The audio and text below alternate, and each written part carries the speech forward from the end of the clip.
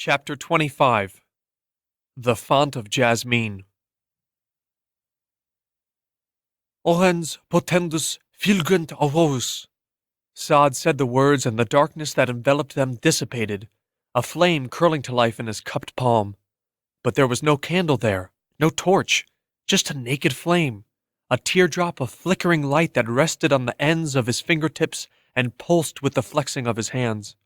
"Behold the power that you people fear," he said, the pleasure on his face like that of a performer taking pride in his skill.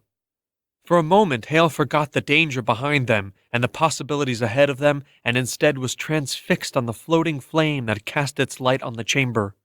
With only words and will, Saad had conjured fire from nothingness. The thrill of the forbidden made Haille's heart beat fast in his chest. The illumination cast a glow on columns and stone carvings of women, their shapes hinting at the greater statue that possibly waited for them at the end of the hall.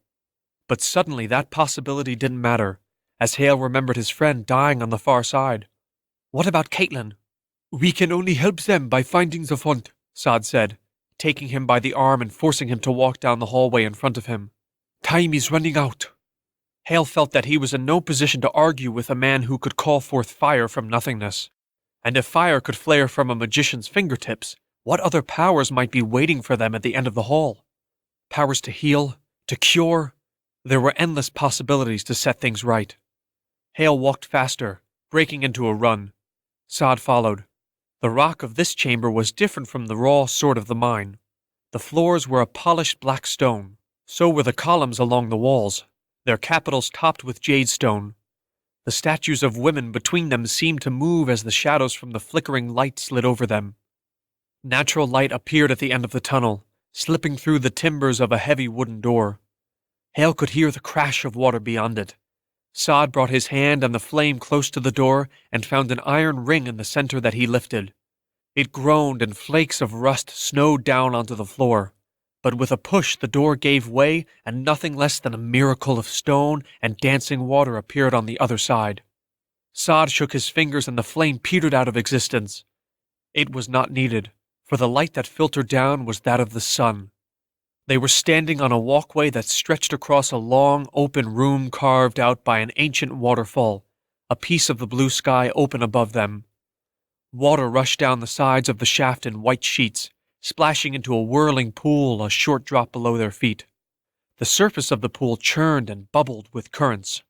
The air itself was alive with swirling droplets as if they were caught in a light rain. But the centerpiece of the room was the statue.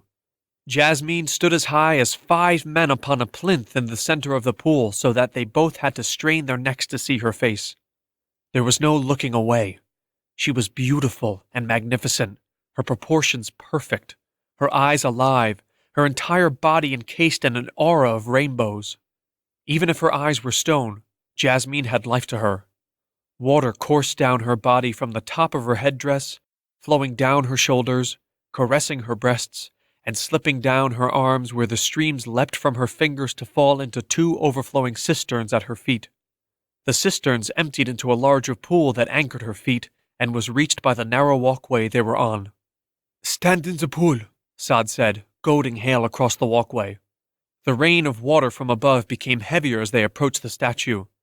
The rock under their feet was slick with green growth, and Haille was relieved to step into the pool where there was at least a small boundary between him and the drop-off into the swirling waters below.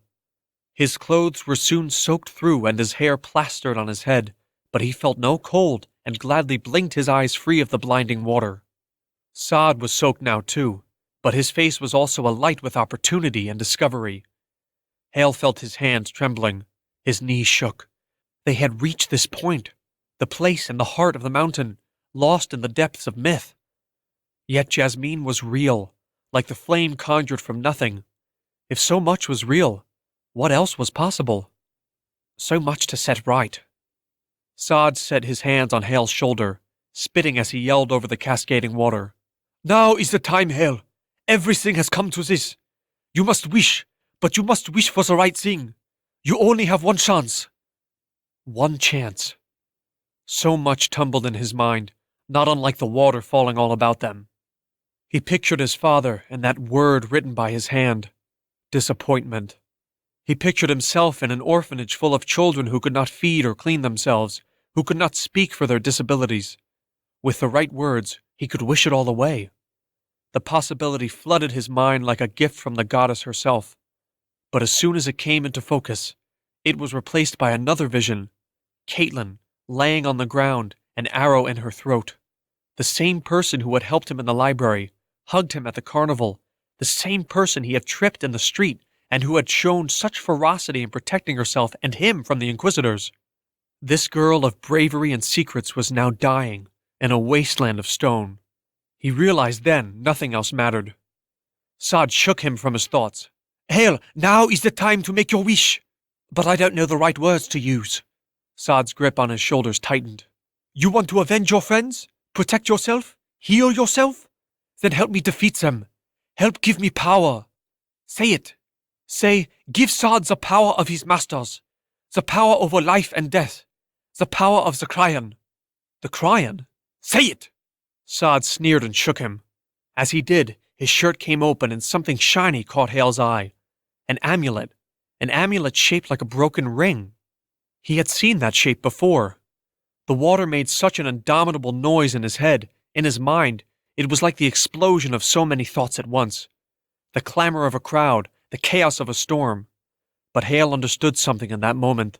It was as if the goddess whispered it in his ear. It was not power that the waters offered. What was offered was not dominion over others, the exercise of hurt, but rather the love of healing. And he knew the wish in his own heart resonated with that intention. He no longer held any desire for himself to be healed. He had lived all his life with his affliction. He could live with it longer. But he could not live without friends. He wished now just for Caitlin to be healed. He didn't even say it. He knew the goddess heard him. Haille! Saad grunted. Haille, say the words! No. What? I don't want power, for you or for me.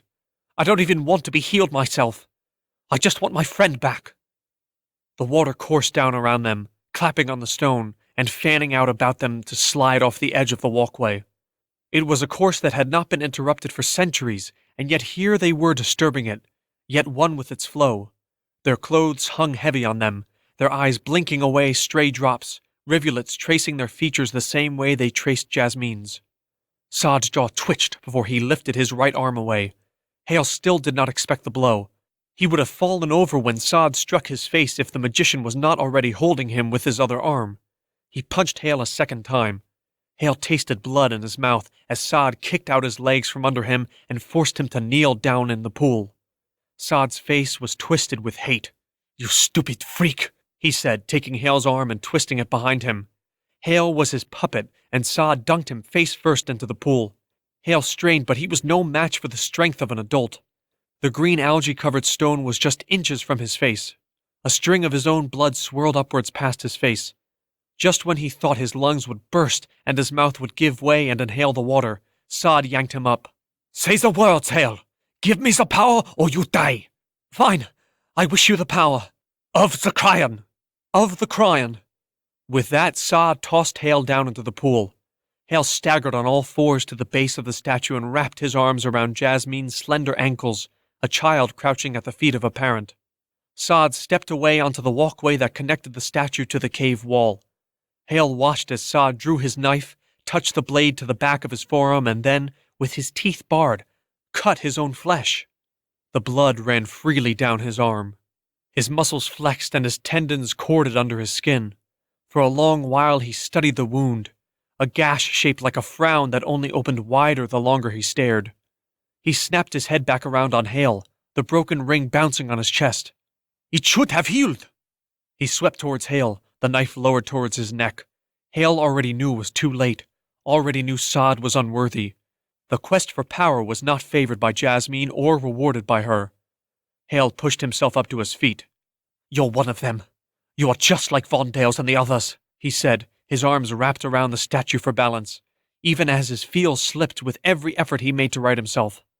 No, Saad said, the water falling about him like a malevolent storm.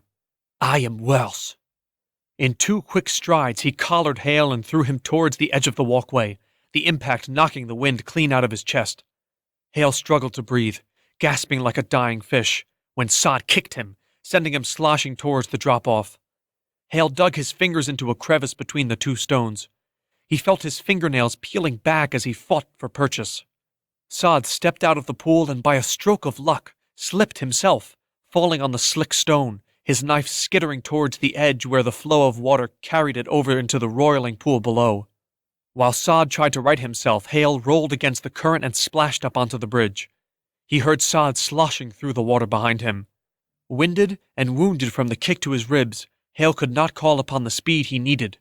The door was still out of his reach when Saad tackled him from behind and shoved him to the ground. Haille slid along with the cascading water towards the edge once more. His entire world was reduced to the most basic elements. He was struggling for air, slipping in water, trying to find a handhold on stone, and he was looking into fire. "Orens potendus!" Saad began flexing his fingers, the flames stoking to life. Haille remembered the words. He was desperate now. Could the trick be so hard? He would grasp at straws, any straws. He held out his own hand just as Saad sent a wall of fire down upon him. The heat turned the water in his clothes to steam. "Orens pretendis!" Haille cried. The flames spread out around him, but they were held at bay, bending around him in a concave shape as if an invisible shield had formed around Haille long enough for the fire to flare and then sizzle into nothingness. Saad looked struck, his arms still outstretched, his mouth agape. Haille was trembling and dared not move. "You have the gift," Saad said in puzzlement. "It's a shame, boy.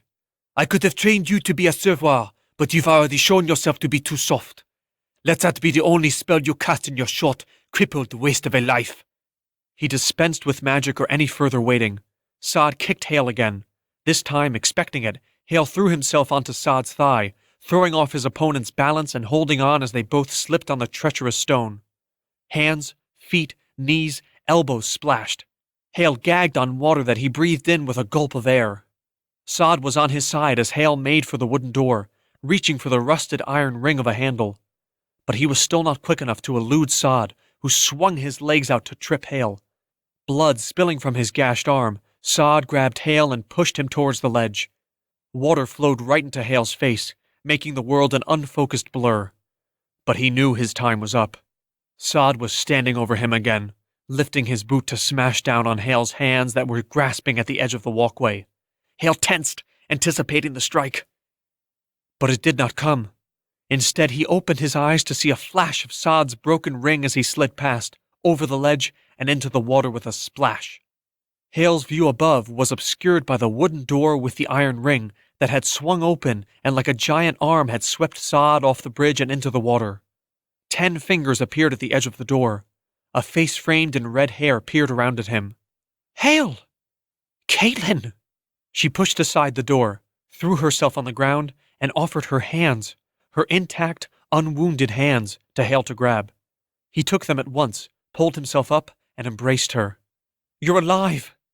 "I know," she said, pulling aside her blood-stained collar to show a neck free of wounds. "There was a flash of light, and the arrow was gone, and my fingers." "We're back," Haille said, examining them. "Haille, did you spend your wish on me?" "I had to." "But what about—" "It doesn't matter. Friends do." Haille was not sure if it was water from the falls or tears on Caitlin's face, but she wiped her eyes and they both made for the door where Cody and Val had just come to a stop. "By the gods almighty," Cody said, looking up at the statue. Val, instead, was looking to Haille and helped him over the threshold of the doorway. "Whatever you did right." "Thanks." With a sudden, deep crack, the statue bent at the waist and tumbled down, striking the walkway and shattering it. A wall of foamy water rose up. "What is happening?" Cody said. "She has exhausted her powers," Haille said, although how he knew, he could not be sure. The sides of the shaft were beginning to crumble, and sections of rocks tumbled down the sides. "I think we should go."